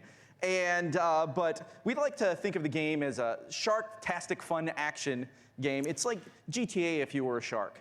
But there's GTA if you were a shark. There is what more an to accurate the game than description. just eating. So we spent a lot of time moving through the water, breaching out, and adding abilities to go up on the beach for an afternoon snack. There's a lot of exciting things that you can do in the game. And you mentioned before it's a Shark PG. How does that progression system work? So there's 3 facets to the Shark PG elements of the game. There's growth, there's life phases, and there's evolutions. So growth comes about through eating things, nutrients. It's people, like I remember like dying at this game last year because it looks so stupid but amazing at the same time, and it still looks so stupid and then and at key amazing. phases that we call life phases, you'll make a big jump. So let's say you're a brooding teenage shark, and you're about to become an adult. When you become an adult, you take a big leap in size, a big leap in brooding power teenage and shark. capability. And then as you reach these life phases, you unlock evolutions that can be applied to parts of the shark's body. For example, you could get metallic teeth that allow you to shred boats, or a powerful tail that allows you to jump to incredible heights, or you could get mutated lungs that allow you to spend a little more time on the beach getting those afternoon snacks. Just really quickly, John, everyone's wanting to know this question. When's it coming out? So we're really hard hammerheading away at this game and trying to make it the most awesome shark RPG ever. We do not ready to announce the date, but we're pretty certain you're going to see it before the next PC gaming show. Well, I hope we do, John. Otherwise, I'm going to have to start biting people. In fact, I'm quite hungry at the moment, so I think actually I'm going to find an audience member because you guys look tasty. So I'll see you in a bit. I'm just going to have a snack. Thank you, John. Thank you.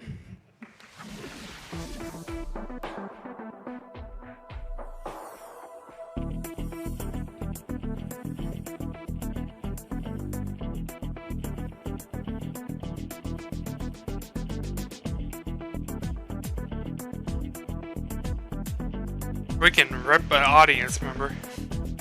Omega's sad.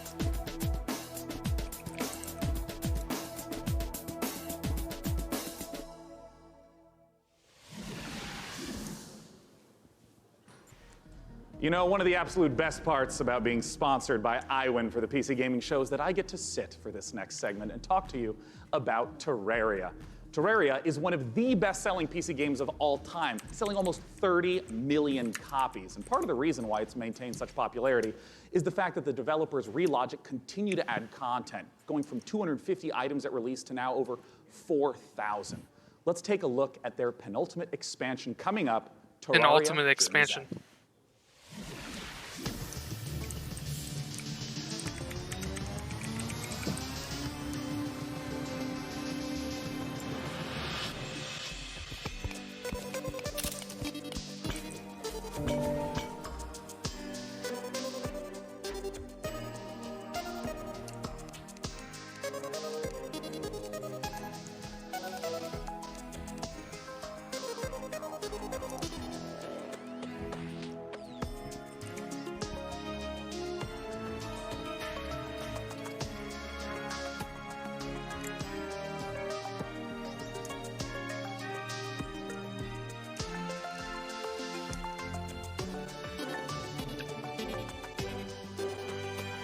A lot of changes.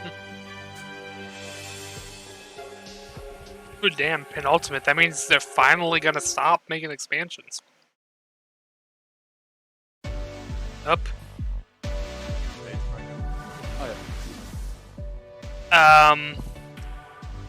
The next title that we're going to be looking at is a game that is the spiritual successor to Her Story. It's called Telling Lies by Annapurna Interactive, and joining me to talk about it is game director Sam Barlow and actor-producer Logan Marshall Green. Welcome, gentlemen. Thank you. Nice to be here. Yeah. My main man. Now, I'm in there. if you Well haven't then, I played can Her thank the Story, video, you bro. totally should. It's fantastic. I want to note, it is a game where you watch live interactive video in order to uncover what happened with a murder. What is it that's going on in Telling Lies? What's the premise? So, like Her Story, Telling Lies is a game in which you watch video footage to piece together a story. And this time we have a woman who has stolen an NSA hard drive, which contains secretly recorded, intimate and private conversations between our 4 characters. Something has gone terribly wrong, and it's up to you to figure out what and why. It's time to take a look at some of the gameplay mechanics and see Telling Lies in action. Let's take a look.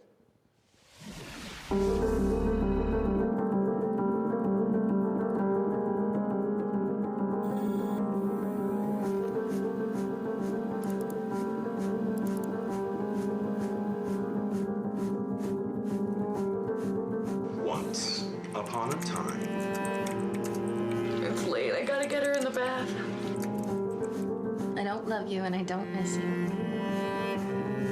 You already know too much.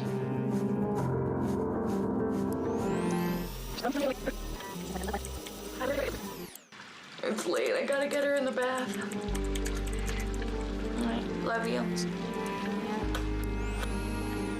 Love you.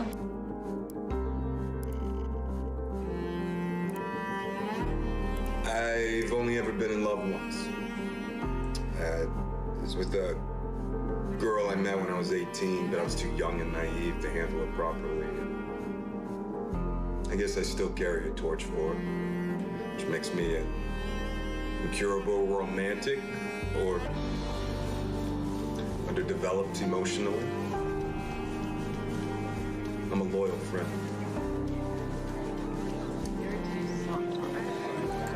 A man died in my arms at work today. We haven't done anything.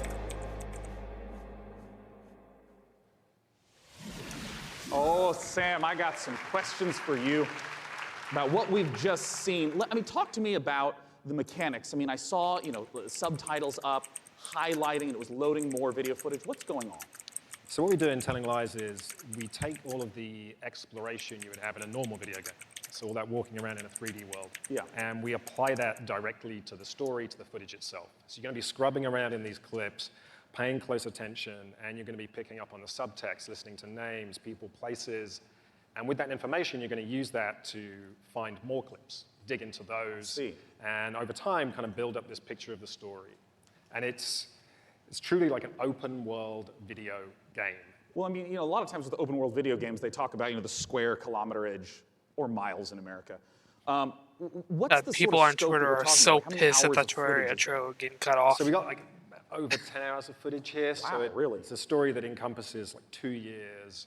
What I wanted to do with this one was, like I say, really embrace this idea of it being an open world game. You're free to explore and follow your curiosity. Just lose yourself in this story, all the characters. It's this huge, messy, colorful story that we're trying to tell. Well, I'm curious, Logan, as a performer in this kind of game, what is it like to actually try to have all the layers in there for each performance, also not knowing when a player is going to be seeing the specific footage you're performing? Well, it's definitely a non-linear open world game, but our approach and Sam's approach was not unlike a movie or a TV show, and we had to understand it A to B. And so for the most part, that's how we shot it. Obviously, when you're shooting a movie or a TV show, and in this case, a game, you're going to be shooting out of order, but we actually stayed pretty linear in how we approached the story. And we went after it like all the other times we're actors. We just went after intention and what do we want, and we tried to make it as deep. It's got a lot of scope. But we wanted to make it as deep as possible, and Sam is one of the best movie or TV directors I've worked with, so it was very similar. Nice. Yeah, look at you two. Now, of course, I do want to stress to any of you, if you have not played Her Story, it's quick to play through. It's absolutely brilliant. Please check it out in the meantime. But we're, of course, waiting to find out, when can we play? Okay, so it does look like the actual trailer did go We'll have a live, date so... soon. Right now, you can go to Steam. You can wishlist it on Steam. We all love Steam. And yeah, very soon. We'll be showing a little bit more during E3, and the game will be out, very soon. Fantastic. Desperate to get it out there. Yeah. And people to play it. As soon as humanly possible. Well, Sam, Logan, thanks so much for joining me on stage. Once again, Telling Lies. Now, up on the balcony, Frankie's going to be talking to us about a game that my friends, year after year after year, keep telling me I have to play because of how much they've improved it. Frankie, what's going on with Warframe? Well, one of my favorite parts of last year's show, aside from being upstaged by a giant duck, was getting a glimpse at the future of Warframe.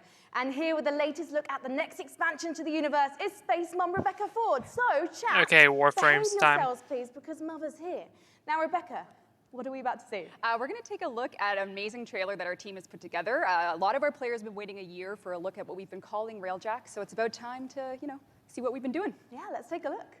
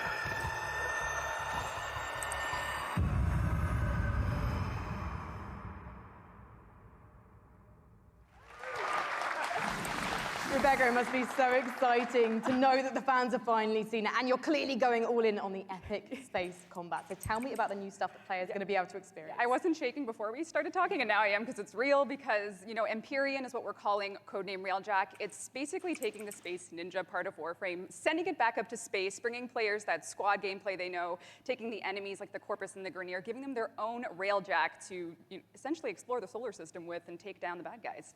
And when are fans going to get to see more? Well, TennoCon is in London, Ontario. It's July 6th, and you can come watch it online on Twitch. We're going to be showing a lot more in our keynote for what Empyrean is going to be. Well, today I'm getting a feel for the suit. So what's the deal with that sweet-looking Necros Prime? How do I get my Tenno arms into it? I cannot say that on live television, but you know, there are ways. But yeah, you just have to link your Warframe account to your Twitch account. If you watch 30 minutes of our Tenno live show, you can get it. But hopefully you stay for the whole hour because we got lots to show. Well, thank you so much. Can't say it on live television. Good luck with TennoCon on July 6th. Thank you. Okay, now we've seen some amazing stuff today, but nothing quite so gloriously strange as our next game. Developed by Brooklyn-based studio Feral Cat Den, it's an existential-based jazz odyssey set during the Big Bang. Yeah, it's actually blown my mind learning about this one. Buckle up, everyone, because we're about to get bonkers with Genesis Noir. This is interesting looking.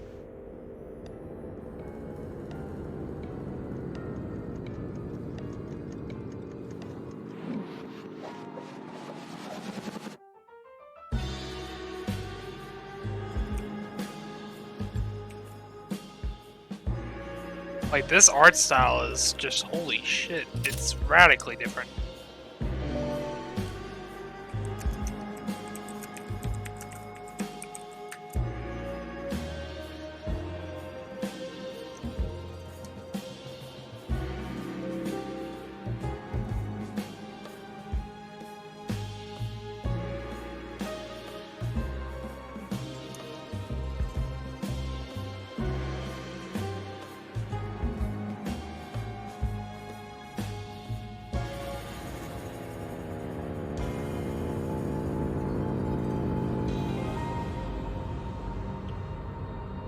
I have no idea what I'm looking at, but this actually looks pretty freaking cool.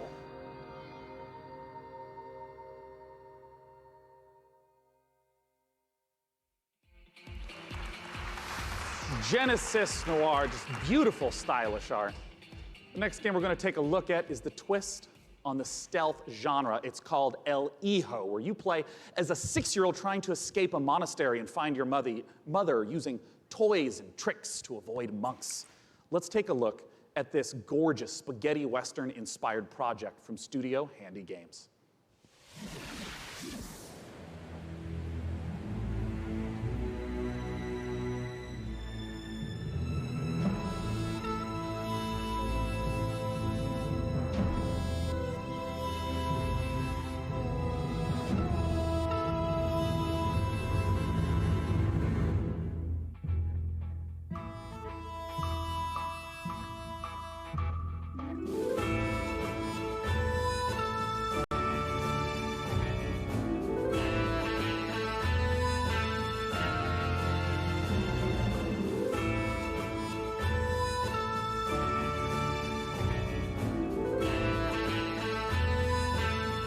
I love when games have this kind of like isometric like kind of look to it.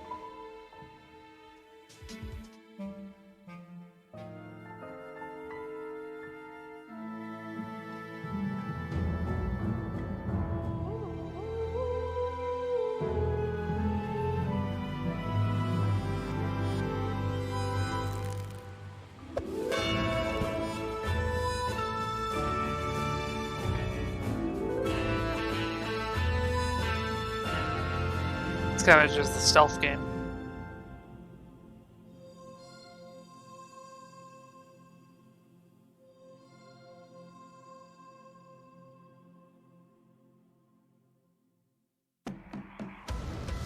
El Hijo, once again, is the title of the trailer we just saw.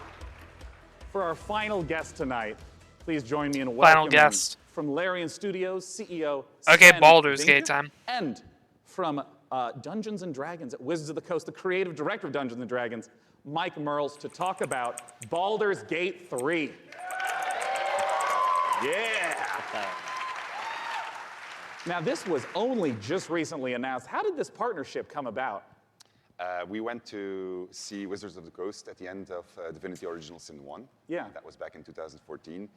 And I tried to convince them back then that they should give us the Baldur's Gate 3 license. And they said, but we had a long chat about what the vision would be for the game.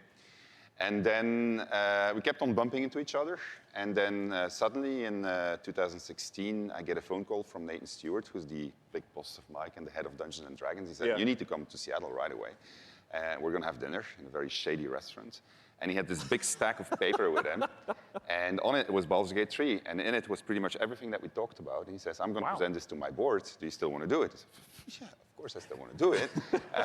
And then a couple of weeks later, we started negotiating. And here we are. I mean, what does the Baldur's Gate franchise mean to you, Mike? Oh, to me, it's the crown jewel of D&D computer games, right? I mean, for me personally, Baldur's Gate, the original one, was finally I had the chance to actually play a D&D campaign rather than having to run them for all my friends. So it means so much to us. Baldur's Gate, it's such fantastic storytelling, and it's so exciting to see it come to not only a new generation of gamers, but for the gamers who remember the 20 years it's been since the original, the first two in the series. So it's incredibly exciting. And for us, it's such an important part of the D&D mythos as a whole. And we got a chance to see the trailer. Talk to me about some of the story elements, the world elements. What are things we're going to see in Baldur's Gate 3? Well, we're only talking about what's in the trailer right now, but obviously you're going to go to the city, because we start with the city. You start outside of the city, actually. There's going to be mind flayers. They're very nasty. You are seeing in the trailer the process of ceremorphosis, as we call it. It's accelerated, so that's not normal. Yeah. And you're going to see a lot of iconic creatures, iconic characters, iconic places, and that's as far as we go. I'm curious about some of the gameplay elements, because obviously, there's just been a big resurgence of Dungeons & Dragons, tons of broadcasts on Twitch. I mean, how do you translate some of the insane things that players want to do into, what has to be a structured computer game?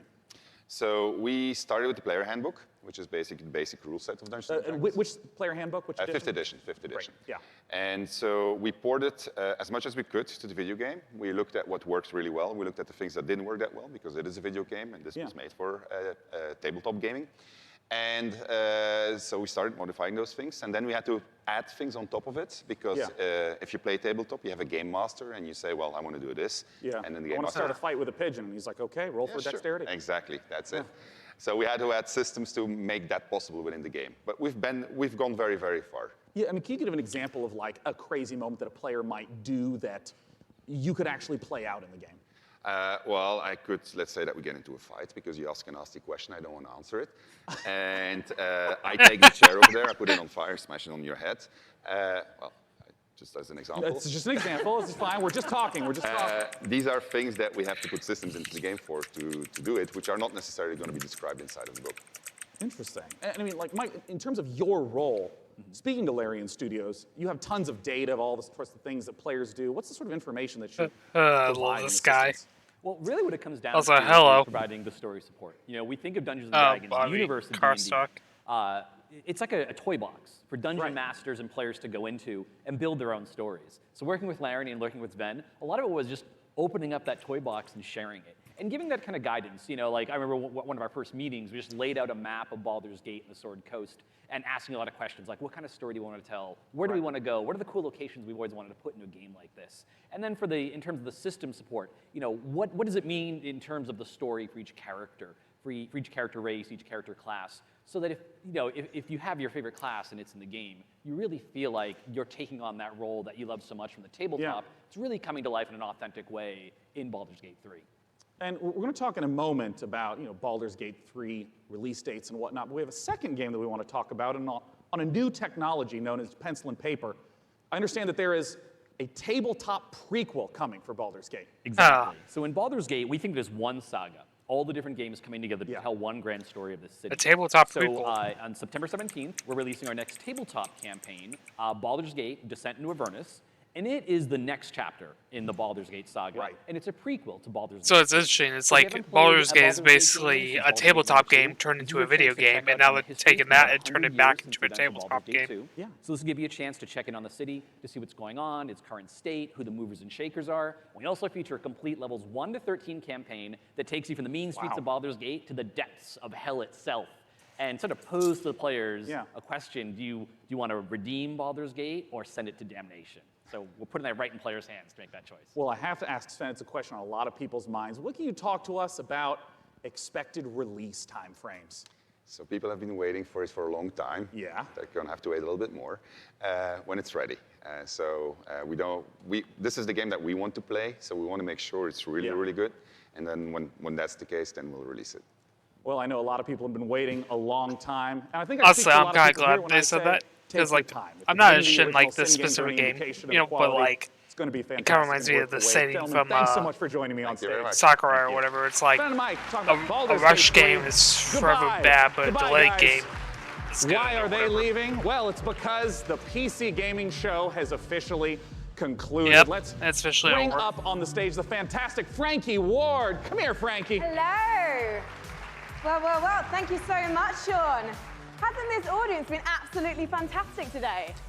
Guys, thank you so much for coming out to the 5th annual PC Gaming Show. We want to give an enormous thanks to all of you who tuned in live. We want to, of course, thank all of you who personally showed up this morning, and of course the sponsors who helped make this possible. I can't remember the exact quote. A delayed game is eventually good, but a rush game is forever bad. Interactive, Hovercast, Miyamoto, Perfect not World Rebellion, Sakurai. Tripwire, and I knew it was one Samsung. of the As two. you know, PC gaming is a platform. It's not a publisher or developer, so these sponsors are essential for letting us put on this show every year. Thank you so much.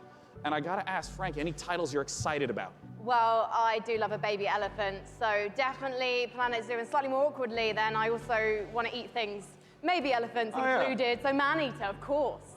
I'm personally looking forward to Songs of Conquest, and as you heard, there's games coming out all across 2019 and into 2020. We hope you all have a fantastic E3. It officially begins tomorrow. Big shout out to all the other press conferences. Hello again, Drop Frames. Good to see you 2 years in a row. We hope you all have a fantastic time at E3 and go play some games and make some friends. See you next year. Bye. Thank you so much. Goodbye. Yep, that's the end of this one. So I'm actually real quick gonna pull up the Terraria trailer since it got cut off during the thing before we go on to the next show, which starts pretty shortly.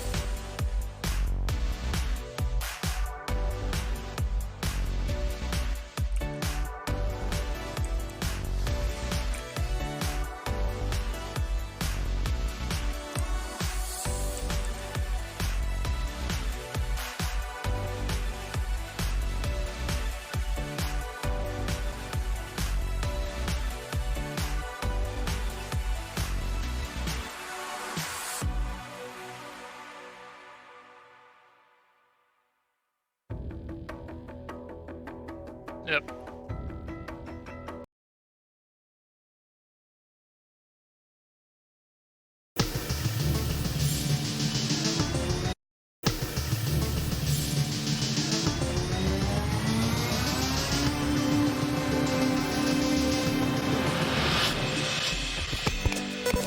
Because the trailer did get cut off halfway during the show.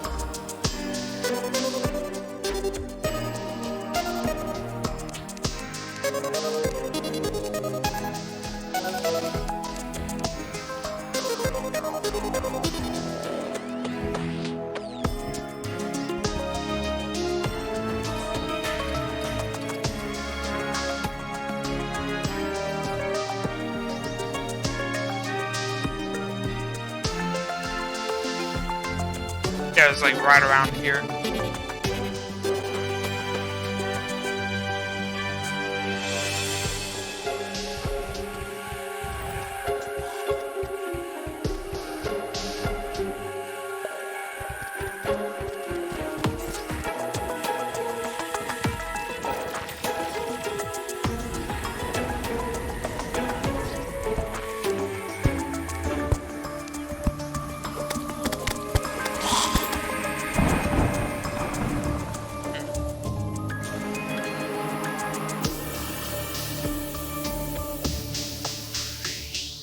Yeah, 2019. So there's no actual date. Okay. So now we're moving on to the next conference.